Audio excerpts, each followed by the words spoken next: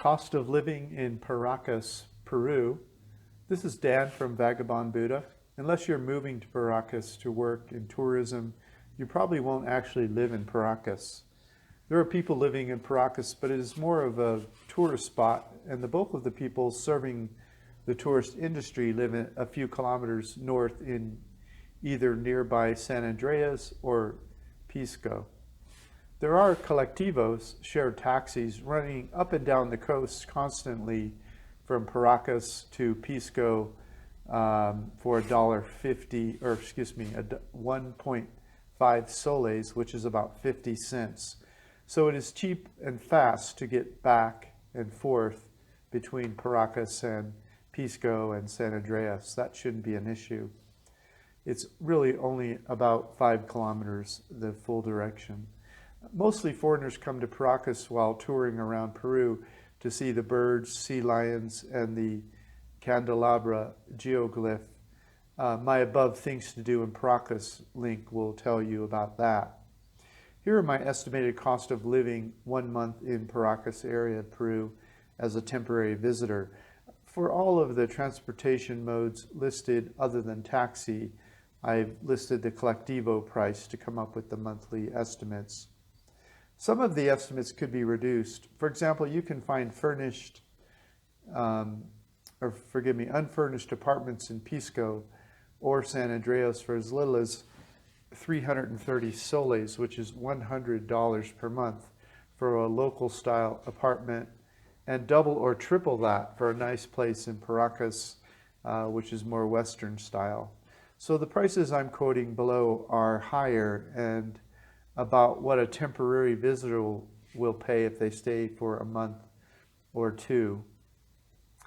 You can just click the link below this YouTube video to see how these costs are estimated, but it would range for a month about $498 for a backpacker lifestyle, all the way up to about $1,415, and those for a more typical moderate hotel room.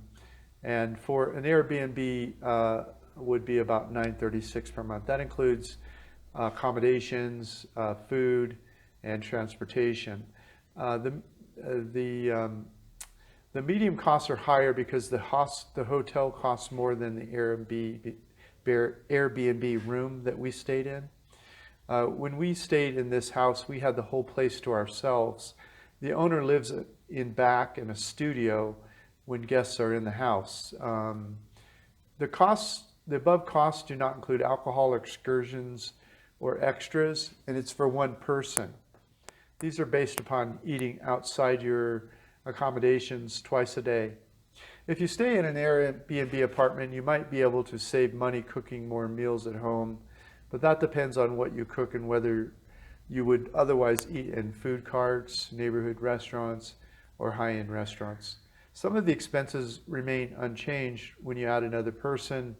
I'm not guaranteeing anything. These are just my notes from my personal travel. For more information about how the above cost of living monthly multiplier works, just visit vagabondbuddha.com. You can find that. Just click the link below this YouTube video, and there'll be a link there to the webpage that talks about cost of living monthly multiplier.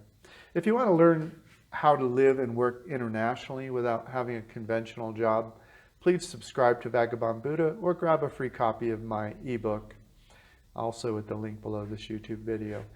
If you'd like to start living internationally, subscribe to Vagabond Buddha or come to vagabondbuddha.com and get a free copy of my ebook. I give you all tips about that sort of thing.